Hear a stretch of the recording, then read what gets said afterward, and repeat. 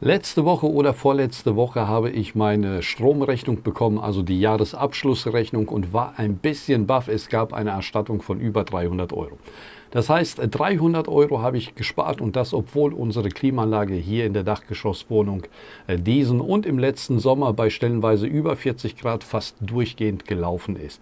Wie das funktioniert, das sieht man hier ganz schön in Grafana. Ich blende euch mal was ein. Mein Netzbezug ist im Juli 2026 extrem in den Keller gefallen auf gerade einmal 37 Kilowattstunden pro Monat.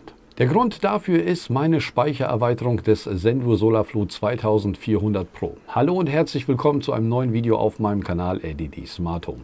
Im heutigen Video möchte ich euch zeigen, wie meine Erfahrungen mit dem Sendur SolarFlow 2400 Pro sind, wie sich das Ganze preislich wiedergespiegelt hat und wieso ich mich im Endeffekt genau für dieses Sendur-System entschieden habe und nicht für etwas anderes. Also bleibt dran, beim kurzen Intro erzähle ich euch alles Wissenswerte dazu. In diesem Sinne, viel Spaß mit dem Video. Bis gleich.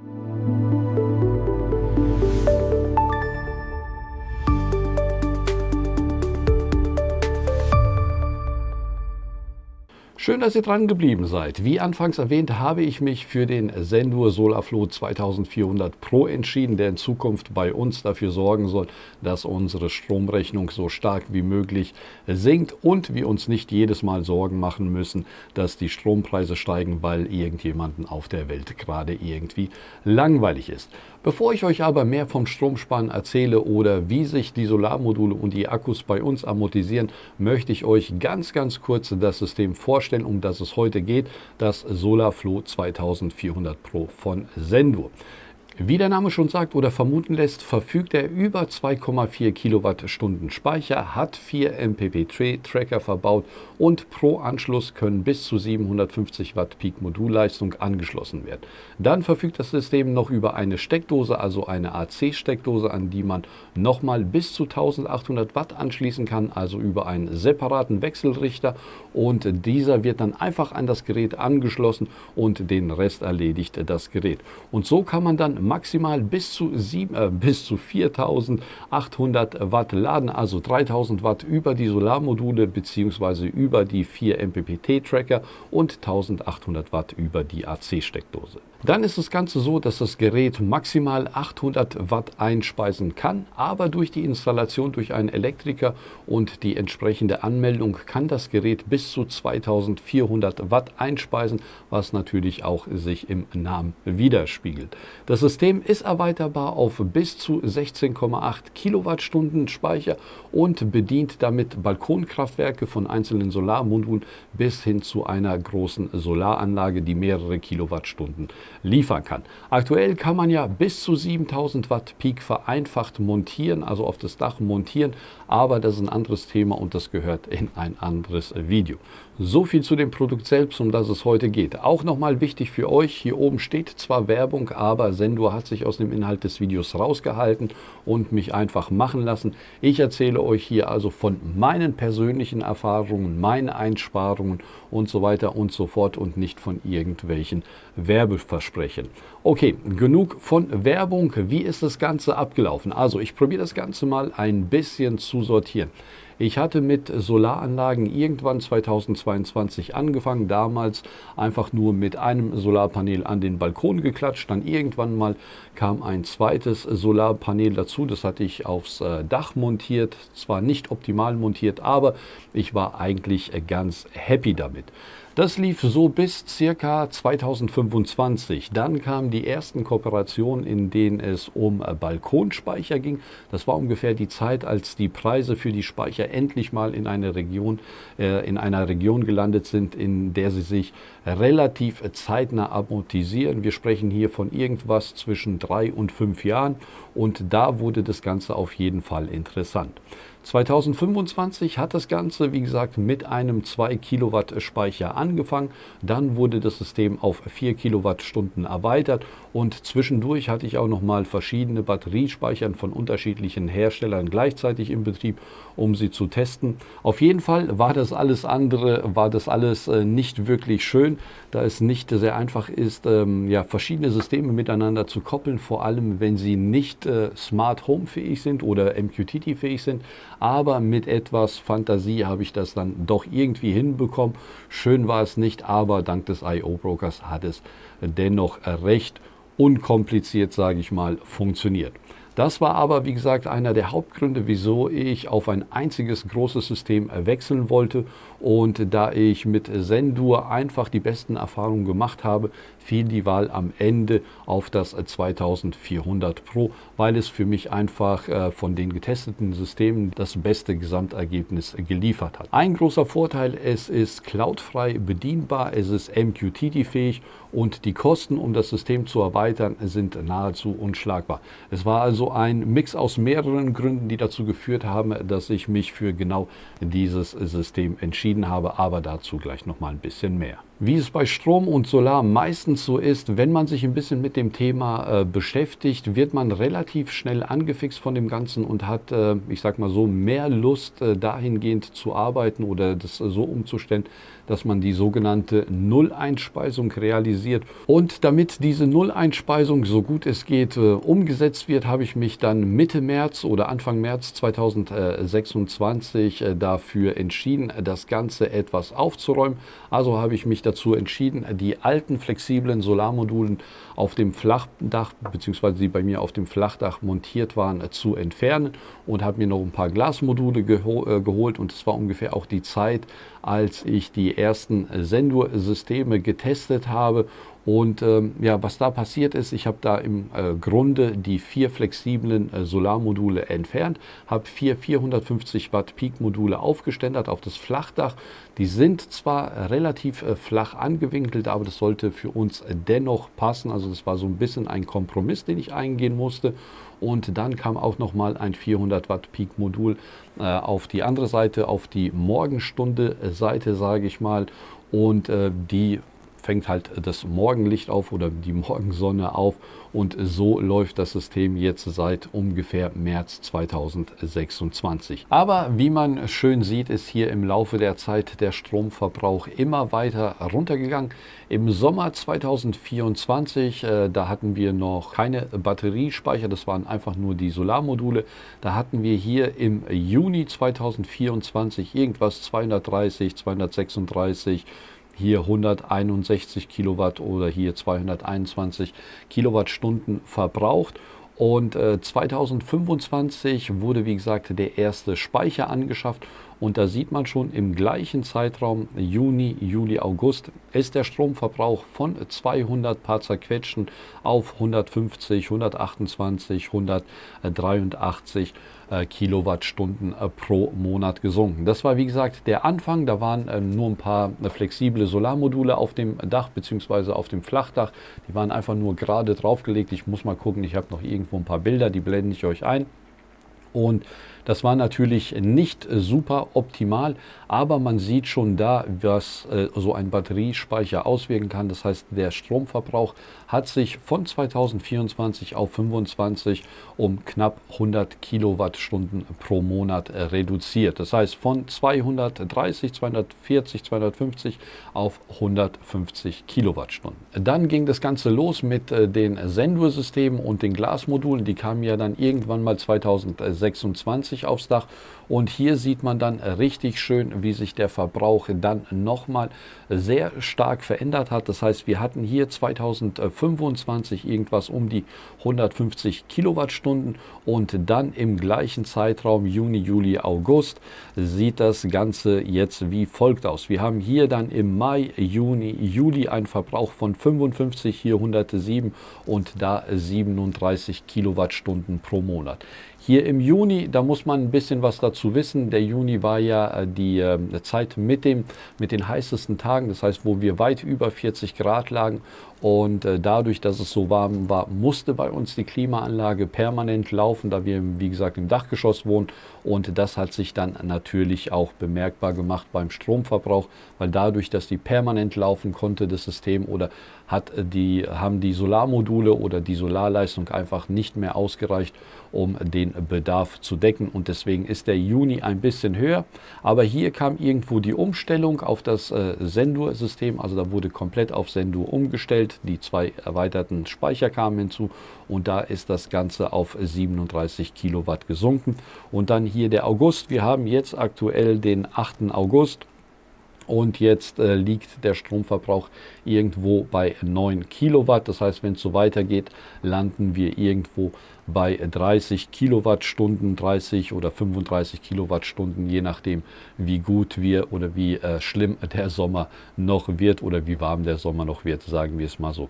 Also hier sieht man massiv, was so ein Batteriespeicher wie der Sendur 2400 Pro leisten kann, denn er speichert die ganze Energie, die normalerweise nicht gespeichert werden kann, und gibt sie dann wieder, wenn das Ganze benötigt wird. Und wie gesagt, das Ganze wurde nicht allein durch die Solarmodule erreicht, denn die hätten im Grunde, wenn es keinen Energiespeicher gegeben hätte, einfach nur die Energie kostenlos ins Netz eingespeichert und das Ganze, dass das Ganze so gut funktioniert, das ist im Grunde nur den Batteriespeichern zu verdanken, denn sie puffern den ganzen Überschuss und geben ihn dann peu à peu ab, wenn er benötigt wird, und so kann man selbst über Nacht den Strombezug auf nahezu 0 reduzieren. Ich habe hier nochmal ein anderes Diagramm oder ein anderes Beispiel vom 26.07. bis zum 28.07. Da waren, beziehungsweise da haben dann die Speicher dafür gesorgt, dass nahezu nichts verbraucht wurde, und da war meistens dann ein Verbrauch so um die 0,5 Kilowattstunden pro Tag, wobei es einige Tage gab, die waren ein bisschen mehr und andere weniger, und das hing dann im Grunde meistens davon ab, ob der Herd lief, wie häufig er lief, ob der Herd, Backofen, Trockner und so weiter gleichzeitig lief, denn dann kommt das System natürlich mit seinen potenziell 2400 Watt auch irgendwann mal an seine Grenzen, wenn zu viele Geräte gleichzeitig laufen und zu viel Energie benötigt wird. Aber wie gesagt, damit er diese 2400 Watt liefern kann, muss das Ganze von einem Elektriker angeschlossen werden. Aber selbst dann kommt das, wie gesagt, an seine Grenzen. So, ich suche mal kurz das Diagramm raus. So, das wäre jetzt, wie gesagt, das Diagramm vom 26.07. Das war ein Sonntag bis Dienstag, wenn ich mich richtig erinnere. Das heißt, wir waren da auch zu Hause. Und hier sieht man, dass es im Grunde nahezu immer auf 0 gehalten wird, und hier dann irgendwann Mittagszeit, da hat man dann ein bisschen gekocht, und dann gab es natürlich auch ein paar Ausschläge, je nachdem, was gerade benutzt wurde. Aber wie man hier schön sieht, ist das Ganze permanent über die Batteriespeicher gelaufen. Hier hinten ging dann entweder die Batteriespeicher leer oder wurde die Klimaanlage oder ähnliches. Aber man sieht schön, durch die Batteriespeicher wird der Verbrauch sehr, sehr gering gehalten. Und das ist der Unterschied zwischen einem Batteriespeicher oder einer Solaranlage mit Batteriespeichern und ein ohne. Denn dann mit Batteriespeichern wird das, wie gesagt, relativ nah bei 0 gehalten. Ein weiterer Tag, der ganz schön verdeutlicht, was ein Akku bzw. ein Batteriespeicher so leisten kann, war der 27. und 28. Juni 2026.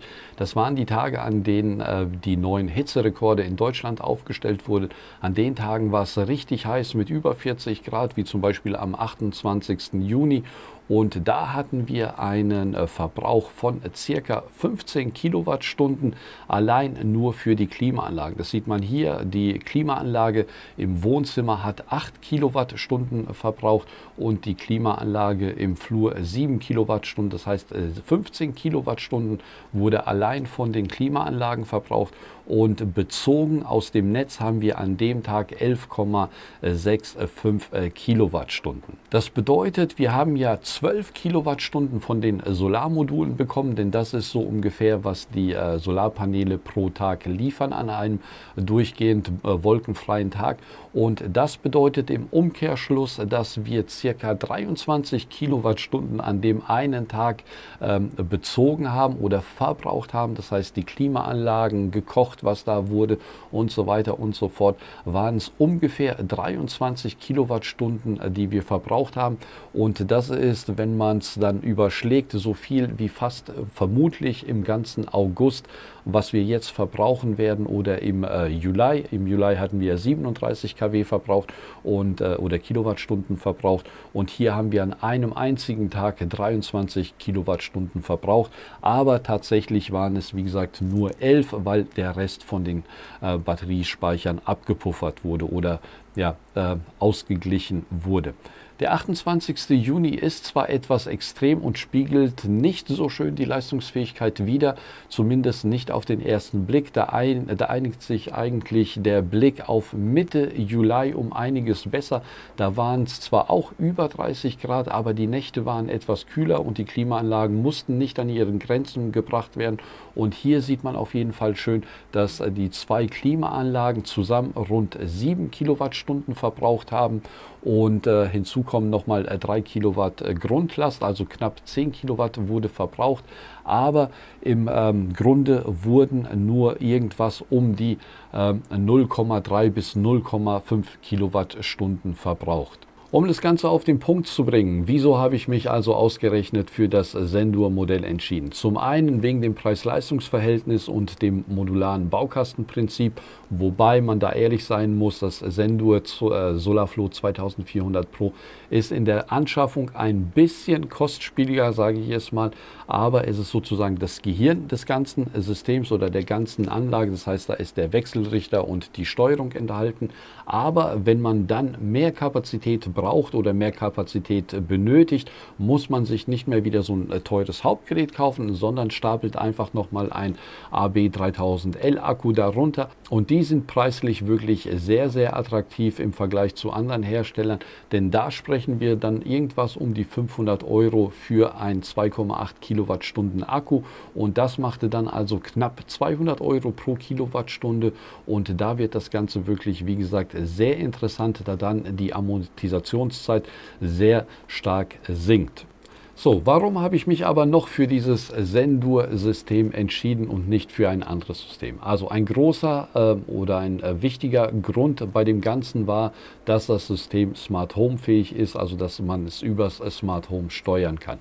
Und ein anderer sehr wichtiger Punkt für mich ist zum Beispiel die Cloud-Unabhängigkeit bzw. die Möglichkeit, dies zu tun. Denn wie schon in der Vergangenheit oder wie die Vergangenheit schon ein paar Mal gezeigt hat, ist das eine wirklich sehr wertvolle Eigenschaft. Denn wie man es unlängst bei dem führenden bzw. bei dem Pionier in der Saugroboterbranche gesehen hat, kann es irgendwann mal dazu kommen, dass man vom Markt verschwindet. Und wenn es sich dann um ein Gerät handelt, das nur über die Cloud funktioniert, also nur über die Cloud gesteuert werden kann, dann führt das Ganze zu einem Problem. Und vor allem bei so Batteriespeichern, die einen Lebenszyklus von 10 bis 15 Jahren haben, da wissen wir einfach nicht, was die Zukunft alles so mit sich bringt. Und wenn ein Gerät dieser Klasse nur per Cloud gesteuert werden kann, dann sitzt man eventuell irgendwann mal im Nassen, oder wie heißt denn das, setzt man sich in die Nesseln. Okay, mir fällt das Sprichwort jetzt nicht mehr ein. Ich schneide es jetzt nicht raus, ich lasse es jetzt einfach drin, aber auf jeden Fall, ihr wisst, was ich meine. Dann steht man da und kann das Gerät nicht mehr verwenden. Bei einem Saugroboter kann man das vielleicht noch mal einigermaßen verkraften, aber bei so einem Batteriespeicher, vor allem wenn es dann mehrere sind, ist das Ganze nicht so schön. Und deswegen ist es meiner Meinung nach extrem wichtig, dass die Geräte gesteuert werden können, ohne dass die Cloud funktioniert. Und Sendur ist diesen Weg schon recht früh gegangen und hat den Zugriff per MQTT und so weiter bereitgestellt.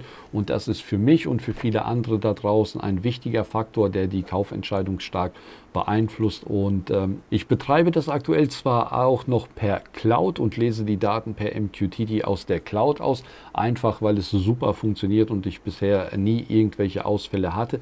Aber ich weiß, dass es prinzipiell möglich ist, das Ganze auch komplett lokal zu betreiben, falls es irgendwann mal Probleme geben sollte. Und das war, wie gesagt, ein entscheidender Punkt für mich, dass ich auf diesen Hersteller setze. Diese MQTT-Steuerung und das Auslesen der Daten funktioniert im I/O Broker wie auch in Home Assistant super einfach und super unkompliziert.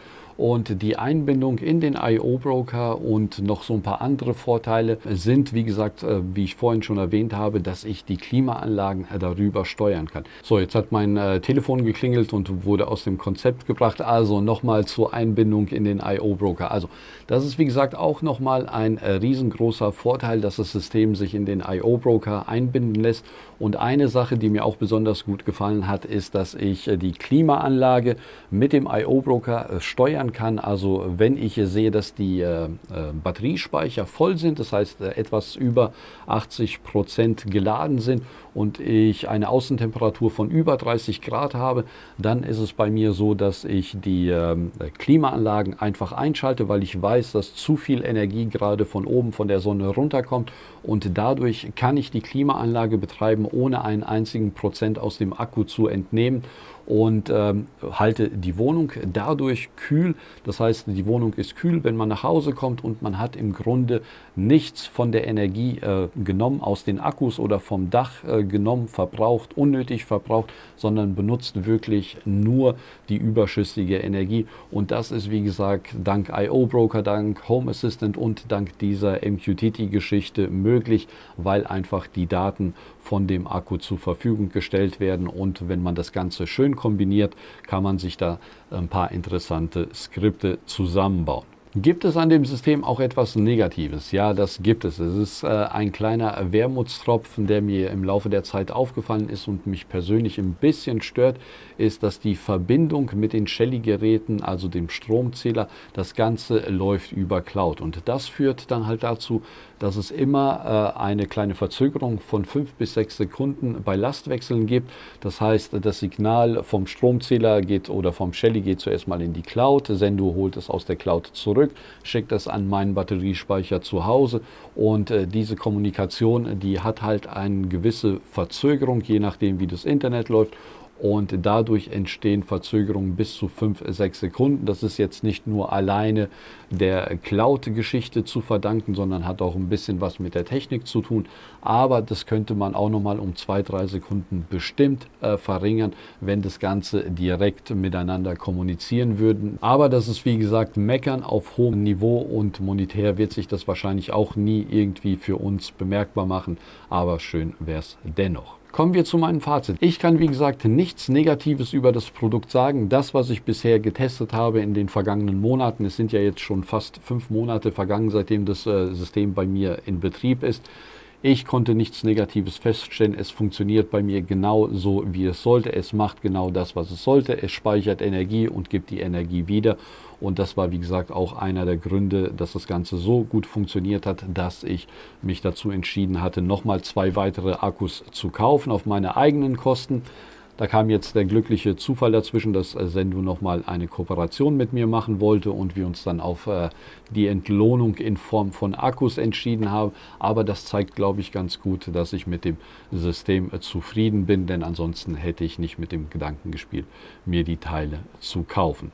Ich verlinke euch auf jeden Fall das System und die Akkus, die ich verwende, nochmal in der Videobeschreibung. Dort gibt es auch nochmal einen kleinen Rabattcode, mit dem ihr noch ein bisschen Geld sparen könnt.